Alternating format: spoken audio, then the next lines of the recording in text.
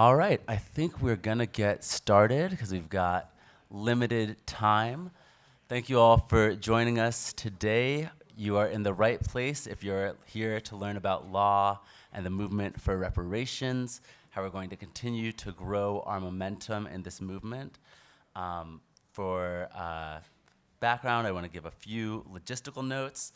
I am not Justin Hansford. My name is Tonga Leslie. I'm Director of Policy and Program for Racial Justice here at ACS. I am filling in for Justin, who has had some travel delays, but we're hoping that he'll be able to join us later in the discussion. I am joined for this panel by two amazing experts from the reparations movement. We're extremely privileged at ACS to have them volunteer their time with us. I'm going to start with Robin Ruth Simmons. She is the founder and executive director of First Repair, a non-for-profit organization that informs local reparations nationally. Previously, Ruth Simmons was the 5th Ward Alderman for the city of Evanston, Illinois, where she led, in collaboration with others, the passage of the nation's first government-funded Black reparations legislation. Now to date, $20 million has been committed to reparations by the city. She serves as the chairperson of the city's Reparations Committee, which oversees its initial restorative housing program, and that program began its disbursements in 2021. Now, several government entities across the country are actively seeking to follow in Evanston's example. Ruth Simmons is also a 2023 Pritzker Fellow at the University of Chicago's Institute of Politics, so please give a warm round of applause for Robin Ruth Simmons.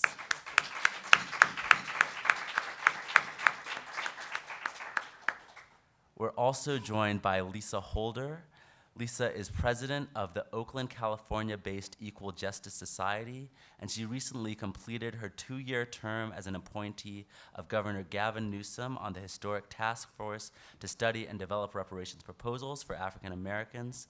She co-founded the Alliance for Reparations, Reconciliation, and Truth with several other task force members. Ms. Holder is a nationally recognized award-winning trial attorney with special expertise in equal protection, education equity, employment discrimination, constitutional policing, and an international human rights law expert as well. So please give her a warm round of applause too.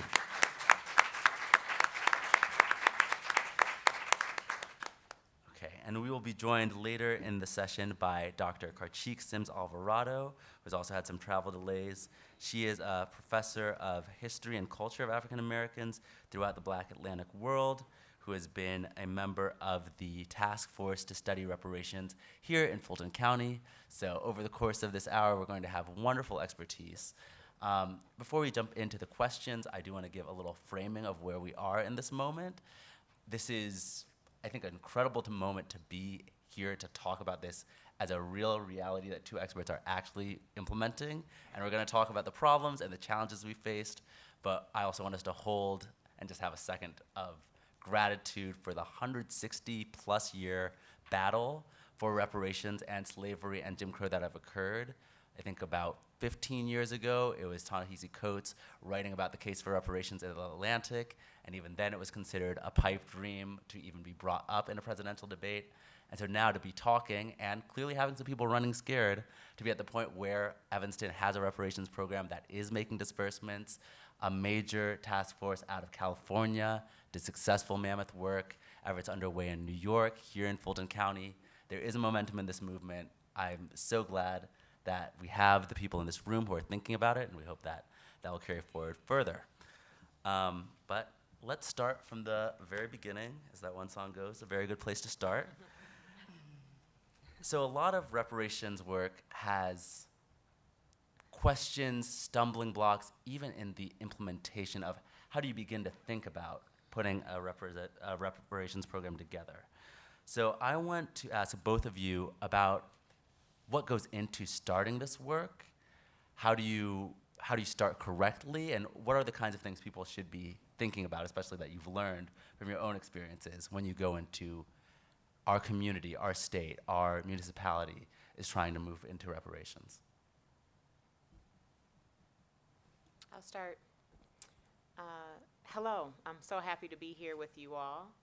A lot is happening in this space right now, so I don't know if you've been watching the news or not. But I'll tell you that in calling the question, which I did for my city while I was a city council person in 2019, I did it expecting that there was going to be a guidebook, that there was going to be a list of best practices and a model that we could just implement and retrofit for our city, and I found out that there wasn't. I thought that because HR 40 was introduced in 1989, and I assumed that there had been some other localities that had taken this step, and we found that there were not, and we would have to innovate along the way.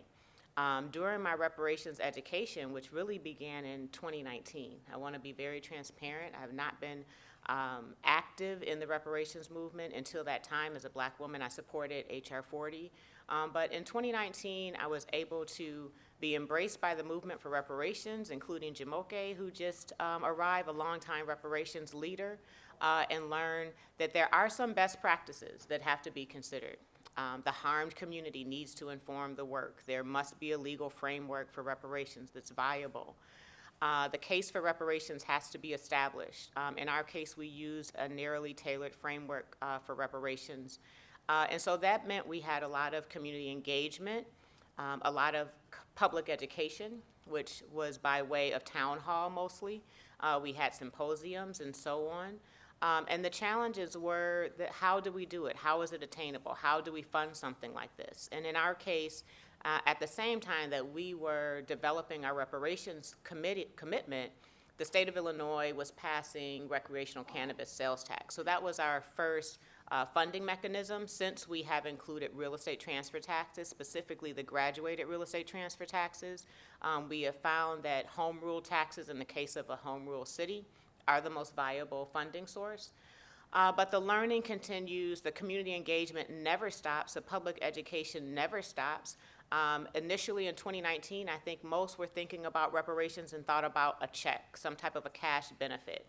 We think about the models that are out there for Civil Liberties Act and the Holocaust and a cash benefit.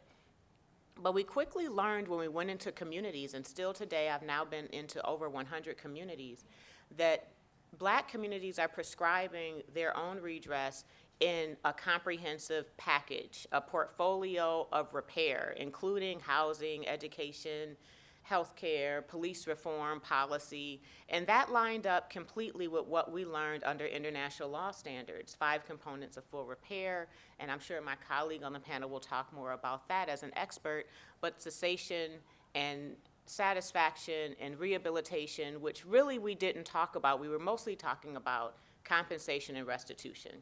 And so I'll say that community engagement, public education, a radical legislative leader that is going to be uncompromised and push the reparations policy through a very complex process among a body that has many other priorities with a budget that is already usually at a deficit when you talk to government bodies. So there are many, many challenges, and I'll tell you that the challenges don't stop, and the obvious one being legal challenges. And so in our case in Evanston, when I made the introduction, my only thought about staffing was our legal department. And so I made the introduction asking that our corporation counsel be staffed to this committee and the law department, knowing that we would have legal challenges. That's what was most on my mind, knowing that we still have a nation that really embraces white supremacy and anti-Blackness, and that this would not go unchallenged. That was my concern. I really didn't know enough to know about the legal framework and how to craft it. I just thought, well, it's righteous and just, and let's do it.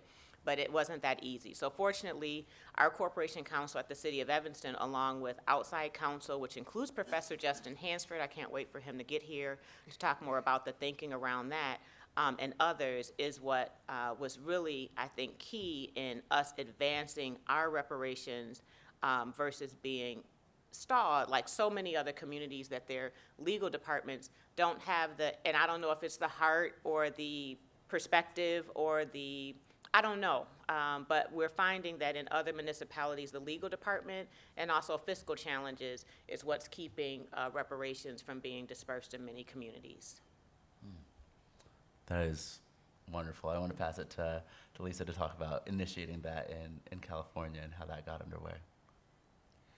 Well, I think Robin's answer was so thorough. There's very little that I can add, but I'm happy to talk about our process in California.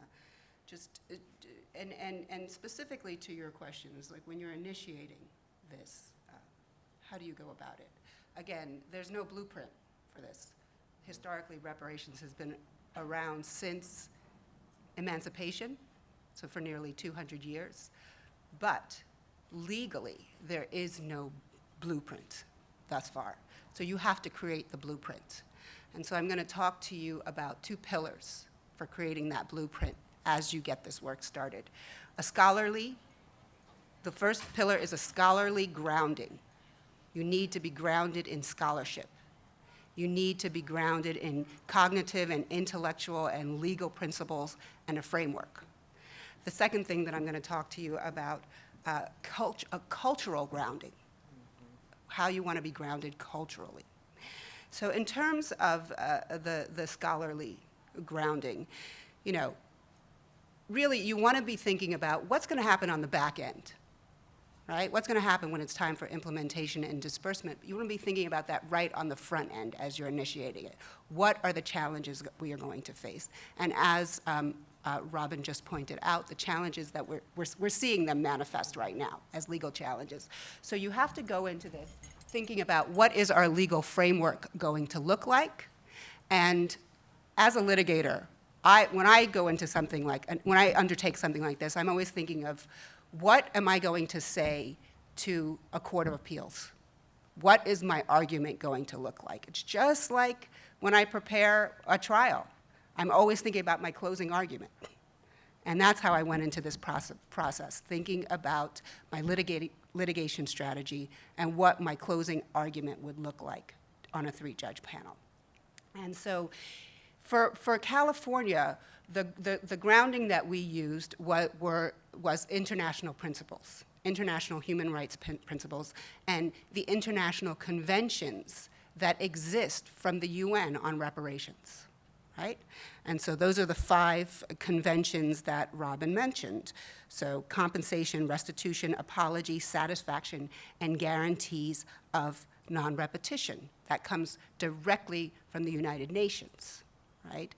And that allows you to build an extremely comprehensive reparations program that's not just about compensation. It's not just about a check in the mail.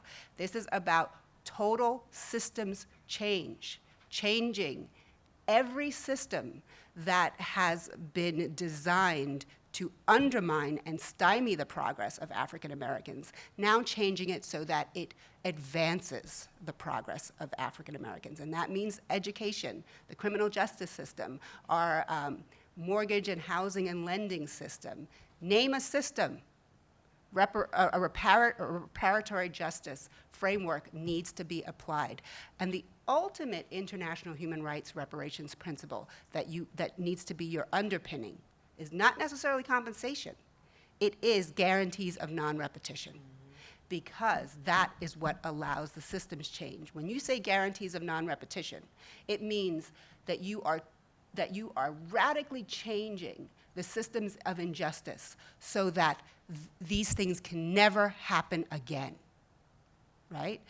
The other framing that you need to think about is the American legal system, right? And so what is the American legal framework that you need to focus on? And for our purposes, you know that you're going to be challenged with the 14th Amendment, equal protection, and so you have to really think about grounding the work in equal protection, historical principles, and the Reconstruction Amendments in totality, the 13th, 14th, and 15th Amendment. And so that was the construct, that was the scholarly construct that we embedded all of our research, all of our work in building a spate of reparations laws, which is what we did in California. We introduced 115 principles and bills that the California legislature needed to move forward on, pass 115 bills to create a comprehensive reparations program. But every single one of those bills that we proposed is grounded within that legal framework. Very quickly, the last thing that I'm going to say, and this is actually very important, is as you're undertaking to do this work, and build this blueprint, there also needs to be a culture. It also needs to be culturally embedded. You need to have a cultural grounding, and that starts out with recognizing that this is a truth and healing process, right?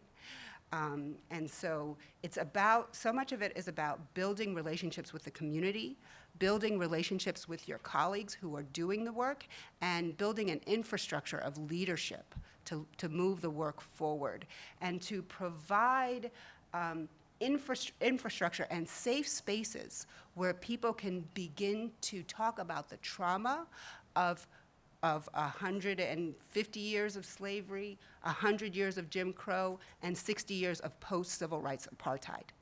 Build those spaces so that the community can come together, so that you can build the relationships that are not only going to give you the momentum and the wind beneath your sails to get over the line, but it's also going to give the community a sense of integrity, so that they can stay together and build a sustainable movement, even with all of the headwinds that you are going to face in a society that still adheres to the principles of white supremacy.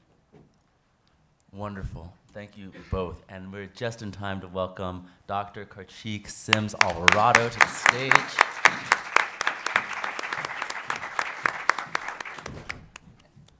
So, Dr. Alvarado, welcome. Yes, thank you. My apologies for being late.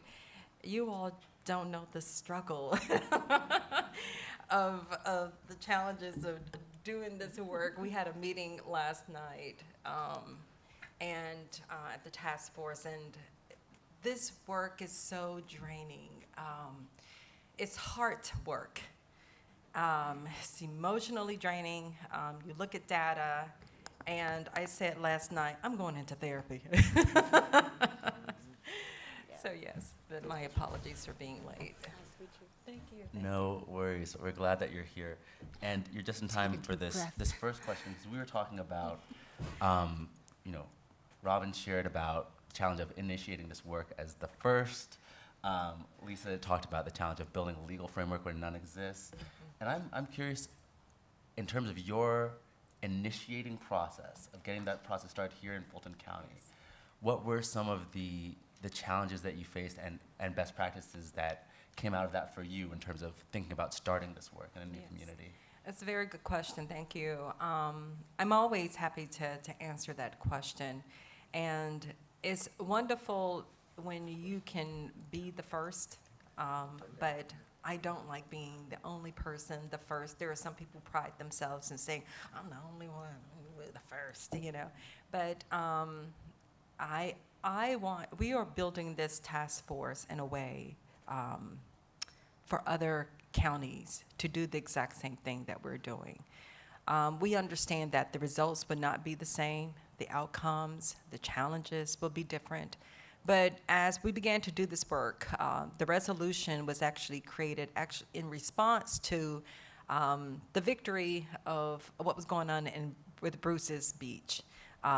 The superintendent of LA County, they used their power in order to return Bruce's Beach back to the families. And I want us to keep that in mind. We all have power. And how do you use that power in order to do the right thing? So in response to the victory there, in response to that, one of our county commissioners took it upon himself to actually create a resolution. Before they even got started, it was already agreed upon for the county commissioners that it would be approved, but it came with no blueprint. And we were the first county in order to do this work. And we began to think okay, well, how is it going to be done? How is it going to be done? So one of our first challenges is that not all the commissioners were in support of appointing someone to represent someone from their district on the task force. So we had 4 individuals, but really only 2 active members. So we began to think about okay, how do we build this? We have no money. We don't even have a room. And we were doing this during the pandemic. So you have to, if you're going to do this work, it's important to understand the organizational structure of social movements. How did people begin to lay out a foundation in order to do this work? You cannot take the approach of just doing things organically, which is what they want us to do. It was also a way to, it's also a way to delegitimize your organization, to have a bunch of people to come together, they talk, they're gonna be emotional, they eat sandwiches, and then they propose ideas. And we didn't wanna do that. So with me having an understanding of organizational structures and movement, I said, okay, we have to create some type of structure. We had $0, but I said in order for us to receive any money, let's show what we have done. So we produced a report at the end of 2 years, and we laid out how we would approach this study, looking at what falls under the purview of the county. And that's important for anyone who's going to approach this study on a county or municipal level, because your relationship is between, for this type of work, it's between people of African descent whose ancestors have been enslaved and the municipal or county government, or the state government, or the federal government, or global leaders, or financial institutions. Like, you have to break it down in that way. And when we show what we had done with $0, we present case studies. And we asked for $250,000 in order to do the study, which is very small. I came up with the idea of $250,000 because there was already $250,000 that had given towards a feasibility study for an animal shelter, but $0 for reparations. And so that $250,000 feasibility study led to the county passing a resolution for $35 million in order to create a shelter. Now, you're here in Atlanta, you see all the homeless people out. There's no place in order to provide shelter for homeless people. But so what we did after that was that we created our bylaws, and all of this is actually in the blueprint. But those are some of the earliest challenges that we had. Everything else is dealing with ego. You get past the ego, you're good. But you begin to say to yourself, what is the end goal? So we decided to do a study that's based on empirical data because it's going to require numbers. If you're asking for dollars and cents, it's going to require data. So we are using the county's data, the national data. They can't say that we created the data. So I'm using their weapons against them. But we got them, y'all. And I'm gonna stop there. I don't want to take up too much space. I really love it because y'all are really talking about building the plane as you fly it, which we have to. I also want to, for the folks in the audience who may not know, we are in the backdrop of a equal protection challenge was filed against the Evanston reparations plan, which is widely popular, by the way. Multiracial coalitions, you can look it up. They've done the studies. It's popular, and the equal protection challenge is from people who did not experience discrimination, but won in on that pot. But I bring this up now to ask because I think one of the reasons that Evanston had to be the first was this threat of litigation, right? Are we gonna do this right in order that it'll be legally stand up? And that is that tension between, lawyers and non-lawyers who sometimes are bolder. Most reparations activists are not lawyers, and yet we also want these things to survive legal challenges. So I'm actually gonna pass this to Professor Hansford, and I welcome the other panelists to chime in on this as well. What is the role for lawyers in this? Where is that tension where lawyers need to be in the back and really listen? Where are there spaces where it's like, oh, actually, no, please don't do this. This will doom your program before it gets off. Great. Well, first of all, good morning to everyone. I apologize for my tardiness. I came straight from the cab right to this room, so doing the best we can this morning. And we have been very busy over the last 48 or 72 hours, right, Robin? We've been responding to the purported lawsuit which has been filed against Evanston's reparation plan, CLE code. The first CLE code of the day is King Center. King Center. All right. So it's been a lot, right? It's been a lot. And one of I could tell you some of the lessons that we could take even from our last couple of days is, number one, there has to be an open line of communication between the lawyers and the movement. I call myself a movement lawyer. And what I mean by that is that before working with the reparations movement, I was working closely with people in the Black Lives Matter movement. And in both contexts, we were very careful to ensure that whenever you have a client that we call a mobilized client, a client that's in the midst of a campaign, you allow that campaign to take the lead in terms of setting direction. And the lawyer stays in the back, right? And then secondly, and I teach a clinic on this, so I think about this a lot. The second thing I think about is what can a lawyer bring to a campaign or a movement in addition to litigation experience. And that's a really interesting point because oftentimes people who are not lawyers have to be told what lawyers can do besides go to court. Most people, when they think about lawyers, they're thinking about you with a briefcase in front of the judge. But in terms of the negotiation support, I know we were discussing relationships with municipal authorities or others who might be trying to determine the content of reparations plans. In terms of messaging, right now in the middle of this crisis, one of the things that's been at the forefront of my mind is the importance of responding to questions from the press in a way that does not concede important legal points to our opposition. That understanding is something that can be communicated to movement activists in a way that allows them to be the ones that respond on camera. But as attorneys, you can be the ones to help determine the talking points when it comes to legal issues. So those are just some examples of things that lawyers can do in the moment. Of course, over the long term, lawyers can help to form a reparation plan that can withstand these types of challenges.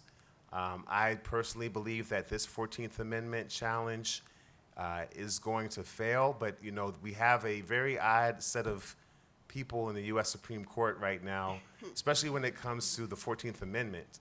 And so it's a very delicate balance. We know what happened last summer with the affirmative action cases. And the main point that I've been trying to instill in people is that there's a major difference between affirmative action jurisprudence and the jurisprudence around reparations. And the jurisprudence around reparations comes out of City of Richmond v. Crossan, which is not an affirmative action decision in the higher education context. And so a lot of the rhetoric which has been used around this constitutional issue have conflated the two approaches. The case from last summer was about promoting diversity and whether promoting diversity was still a compelling state interest.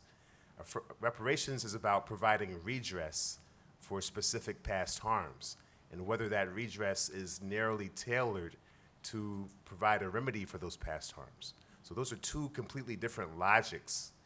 And to conflate those two would be to the advantage of the opposition because it allows them to say, well, look what happened last summer. This is now a new constitutional terrain for you, and unfortunately, you're going to lose, right? So that's I don't want to talk too much, but I do think that there is a growing role for lawyers as this movement transitions from being a movement that is in the beginnings was about using the momentum of the grassroots to create reparations commissions and create reparations recommendations. Now that we're making progress, now that everyone here on this panel besides me who've actually has done the work, now that they're winning and they're completing their projects, now they're going to be challenged. Mm-hmm. So now is the time for lawyers to step to the plate. And one of the things that I'm working on is the creation of a reparations bar association, which would be a way for lawyers to begin to come together, create a roster of lawyers who are available on a pro bono basis in some cases. In some cases, for hire to be able to represent these communities and to provide CLE trainings. You had your CLE code a few minutes ago, but to provide CLEs that will allow people to learn the ins and outs of the jurisprudence and practice techniques that are appropriate for working with grassroots movements. So we're trying to build up an infrastructure, and hopefully we can emerge with an army of lawyers who are going to be ready to help all of our movements in this next phase of the struggle. I want to I want to hear Lisa on this as well, but I want to especially, Robin Karshik as, potentially more on the client side. What are ways that you either have found it mostly useful for lawyers to show up to you, if you have any examples of like, oh, this was a really great way, and also what are times where you're like, oh, I just wish there were more and would love to have more legal support on this? I'll start really in every step of the process. So for me, when I called the question, my first immediate outreach was to a movement lawyer. He might say he's retired, although he's not, Judge Lionel Jean-Baptiste. And he, many years ago, passed, while he was on city council, he led the passing of a reparations resolution that was a municipal support of HR 40, basically is what it was. And so I went to him really just looking for historical context. What has happened before? How do we build on this initial legislation? And then how do we frame it? And through Judge Lionel, I met NARC. And through NARC, I met the incredible Professor Justin Hansford, who really partnered with my city to develop the framework that was necessary for our city council to get the confidence around it being constitutional and not having legal challenges. And I've been in touch every step of the way. I've probably talked to Justin 10 times in the last, 48 hours about something. But not only that, and this is something that I've been talking to the larger movement about, and even philanthropy, because there's an absolute need for Professor Hansford's Reparations Bar Association to be funded, because every municipality, county, state needs attorneys for legal framework, for various research, to prepare for defense. I can't think of a part of the process where I haven't been engaged with colleagues that are legal professionals, and I couldn't see us advancing in the way that we have without it. Our corporation counsel at the time was Attorney Nick Cummings, and he had a heart for this work. We were very fortunate that he came to the city of Evanston when we just launched our work, and came wanting to be a part of the work. And he came and he made sure that it happened. And he didn't stand behind fear of the Constitution, which we should be. I mean, I'm not saying we shouldn't be. I guess that's the non-lawyer in me. That's real. Don't be afraid of the Constitution. Okay. That's real. But he found a way for us to advance it and not have us compromise it and say, well, let's let all marginalized communities in this census tract receive reparations, or different things that are happening within other reparations initiatives that were not acceptable for us. So lawyers can show up with your expertise to help think about framework, help think about research. Professor Hansford, with his hat on as co-founder of the African American Redress Network, directed important research for us that we needed to advance our work, projected loss and other research projects that we needed. And under his title of founder of the Thurgood Marshall Civil Rights Center at Howard Law School, I'm just putting all your business out there, huh? He provided, not just students, but also other attorneys to support our city and help our city build capacity. Because these cities' legal departments don't have the capacity to do this work, and they don't have the skill set to do this work.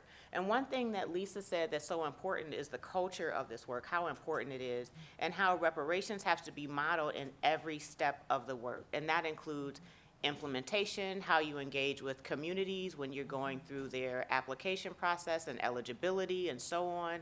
And so we had to really lean into that. That's why I try not to go anywhere with my advisor, Jamoke, who's here, that really keeps the culture real and present in this work and make sure that we model reparations in every step of the work and the legal protections as well in every step of the work.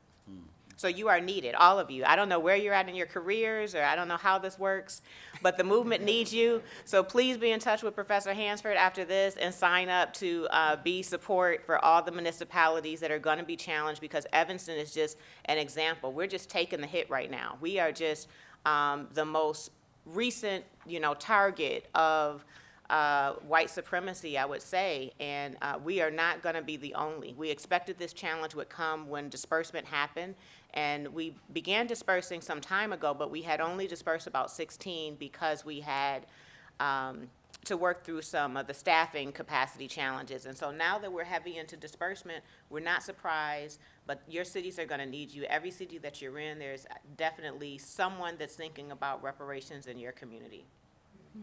And, with Evanston being the first city to actually grant reparations, this is what I meant earlier, that there's challenges of being the first.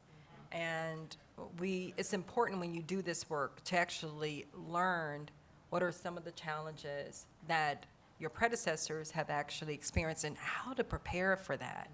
So for us, as we're doing this work, I have this saying that a racist is not even original with their racism. And it's the same old tricks over and over and over again. And so that's the beauty of being a historian. I mean, they have like an algorithm, they just do the same thing over and over again. If you understand that, then you know how to prepare. So for me, as we began to do this work, I have already been thinking about what is going to happen if our recommendations are denied. So we have all this data that we are going to share, and I'm just going to sit back and let the attorneys let you all have your way with these individuals, because there's one thing to say that for the county to be able to say that we're not going to grant reparations. But we have all this data about what individuals have done to other individuals and held them in bondage and denied them freedom, denied them their labor. People were denied opportunities.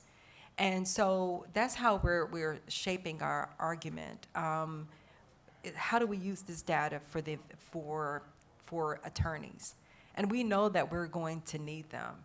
It's one thing, I can present all this data to an individual, but at the end of the day, will it move them to act? So our approach has always been head and heart. I could give you the data, but how do I hit you here that would cause you to have the conviction to be able to move? And maybe I need to include the feet, because you still got to act, right? So as we are approaching it, all the arguments that we are planning to make, it's all head and heart, head and heart. And so we have that, but as we began to, create this study, I was already thinking ahead of what the outcome may be. And I began to think about, with our study, to not just focus on slavery, but consider, if you look at the 13th Amendment, and Black people have never had their moment to really celebrate the 13th Amendment, because there's that line that says that slavery is still permissible as punishment for a crime. And we thank you. So we're going to use that to our advantage, right? And we see this being played out in Fulton County with convict labor that's still going on right now. And we have all the proof. We have the name of every single person that's been incarcerated in Fulton County, where they went to, the convict labor camps they were on, the goods that they produced, the services that they produced. We have all these things.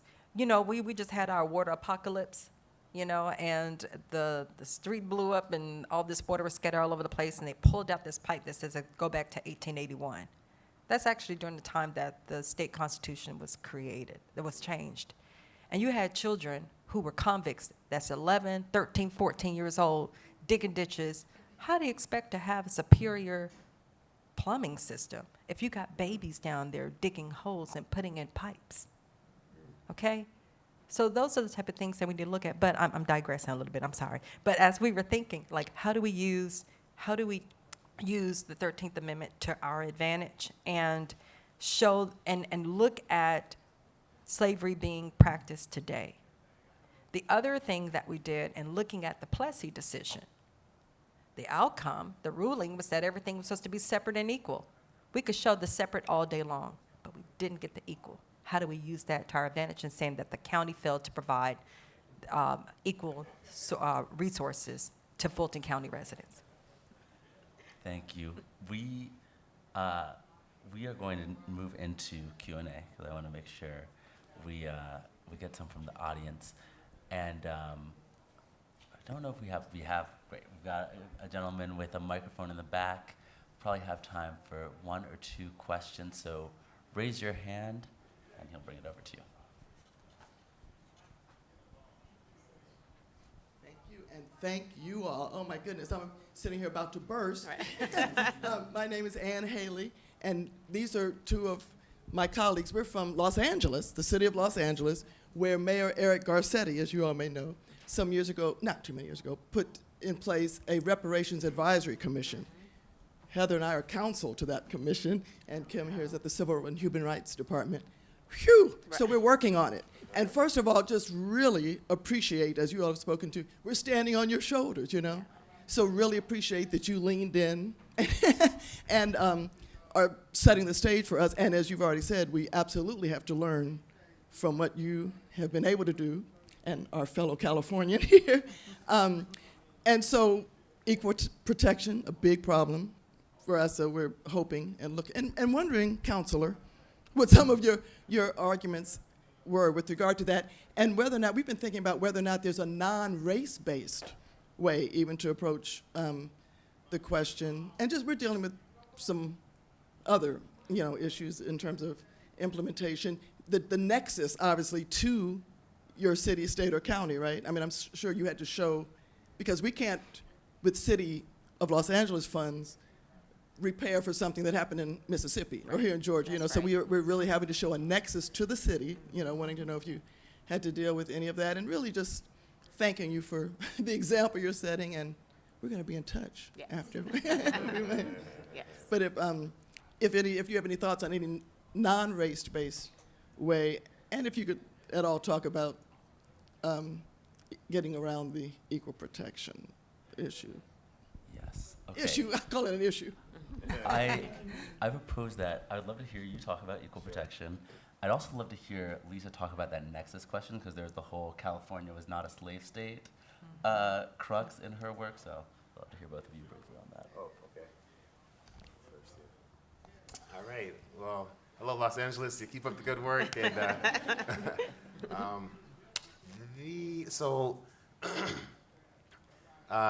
there's a lot of debate as to whether reparations is race-based or harm-based. And I was having a discussion about that really on the way over here with Nkechi Taifa, who's a longtime lawyer for NCOBRA, which is one of the first organizations made up mostly of lawyers, along with the National Conference of Black Lawyers, that have been thinking about these issues for a long time. And we both have skepticism as to that, the utility of that distinction, because the reality is these harms or crimes or segregation or convict leasing or enslavement, they were race-based themselves. So when you have a race-based atrocity, to demand that the response for that atrocity somehow be non-race-based or colorblind, doesn't really make a lot of sense, and I'm not clear that in other contexts there's such an effort to try to provide a remedy for a harm in a way that doesn't truly address the way the harm was intended to target race-based communities. So the real concern to me on the 14th Amendment level is to really emphasize that this is not a program that is promoting diversity. And as a result of that, the whole race-based concern becomes less central, central, because the race-based obsession is something that comes out of this idea that you're providing unearned, quote-unquote, benefits, or they use the term handouts, on the grounds of race, right? But here, there's not a question of merit on the table like there was with affirmative action. It's about redress for particular harms. So the race-based versus harm-based discussion comes out of the affirmative action jurisprudence and the desire to avoid the harm of falling under SFFA. And I think the real battle is to ensure that you say at the outset this does not fall under SFFA. And that's the battle that's going to be the one that we're waging. And if you look at the lawsuit that was filed, I guess it was earlier this week, they conflate those two on many levels. They conflate it when it comes to the brief, in their messaging. They conflate it in the way that they tell the history. They say, yeah, we started out with crossing, and now we're at SFFA. And so they're trying to put them in the same genealogy. So these are two bodies of jurisprudence, and there's a great effort to conflate the bodies of jurisprudence. So that, to me, I would say focus on the fact that you are redressing a particular concrete harm that can be outlined in a financial way, outlined in the context of the denial of constitutional rights. So for the lawyers, these are standing issues. And focus on the concreteness of those harms and the desire to redress them. And the race-based obsession is, we have to get out of that concern. There's a third view, which is out there, which is that we should not concede that we can't have race-based remedies. Mm-hmm. So people are attempting to give direction and say, find a way to do reparations without talking about race. Mm-hmm. Find a colorblind way to do reparations. And I don't think that our instinct should be, let's go and concede that. I think we have to say, no, there is no colorblind way to do reparations, because part of the project is to explain historically how, as a race, as a people, we were singled out for apartheid and human rights violations and enslavement. And so to do that in a way that is colorblind would really defeat the point, in my view. Mm-hmm. So it's a long answer, but I do think that there are two things you need to do to respond. Number one, fight back on the instinct to try to avoid race when doing reparations. Yes. On any level. I would love to hear, Lisa, your part on this nexus question. I think comes up in many places where it's like, oh, but slavery wasn't here, like we didn't have Jim Crow, and just your experiences from California on that. Yeah.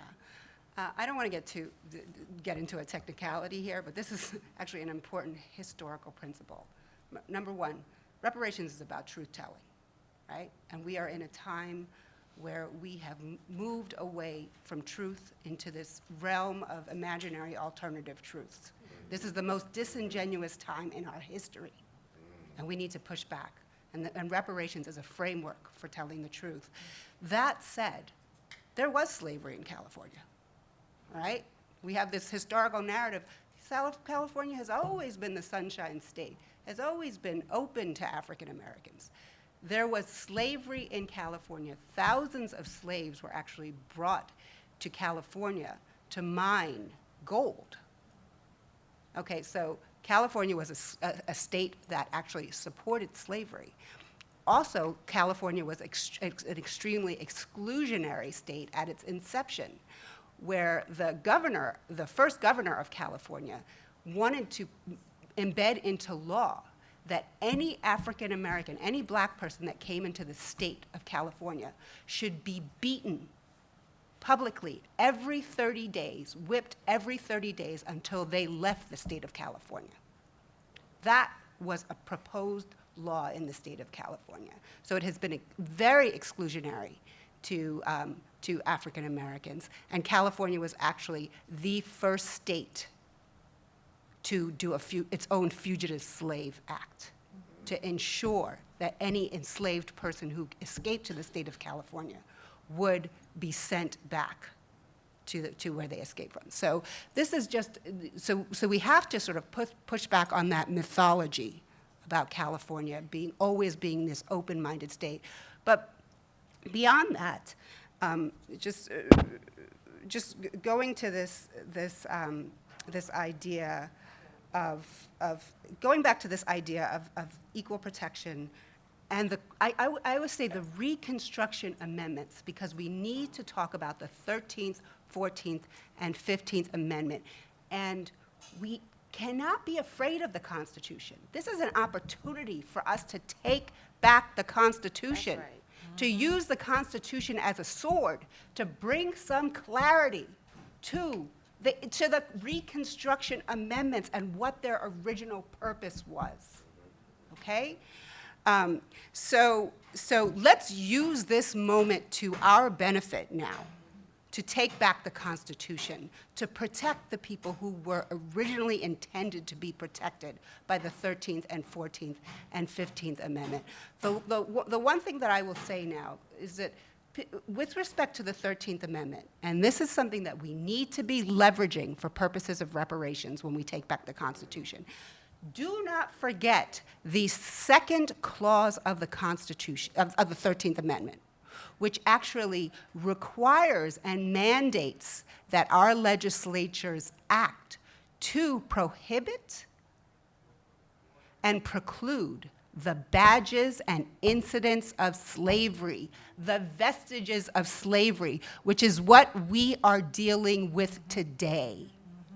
Okay? So when we are dealing with hostile policing in our neighborhoods, when we are dealing with unequal education, right, and unequal discipline for African American students, when we are dealing with a healthcare system that we have one system for African American women who are delivering babies and another for anyone else who's delivering babies. We have one system for newborn African American children who are 4 times more likely to die from infant mortality than anyone else, right? African American women are 3 to 4 times more likely to die while giving birth, regardless of income. Okay, so these are all vestiges of slavery. These are all badges and incidents of slavery. These are forms of racial profiling that come from this concept of white supremacy, and that if you have black skin, you are worth less and you will receive less. And that is antithetical to the 13th Amendment and the Reconstruction Amendments. So we really need to now start to weaponize the 13th Amendment and say to Congress, whether it's at the state level or federal level, you now have a duty under the 13th Amendment to prohibit these badges and incidents of slavery and to make laws that intervene to ensure that the badges and incidents of slavery cease and desist. All right? And so, that is one methodology that we should be using going forward as we start to meet these challenges. The last thing I'm going to say is I want to give some action items here, right? Because we're movement lawyers. We are all in the movement. We are activists. We need to act in this moment. Along with, I'm happy to hear that Justin is putting together this legal defense construct. In California, we are doing something very similar. We are working with the law firm Anti-Racism Alliance, which is basically the 200 top law firms in the country, who we are trying to bring together to help us prepare a legal defense and to start to raise money for a legal defense fund for reparations that's happening all over the country. We need to start coming together. This is too place-based. In this moment, we need to unite and have a united front. Lawyers all over the country need to come together to protect this construct that we're trying to create to repair the harm.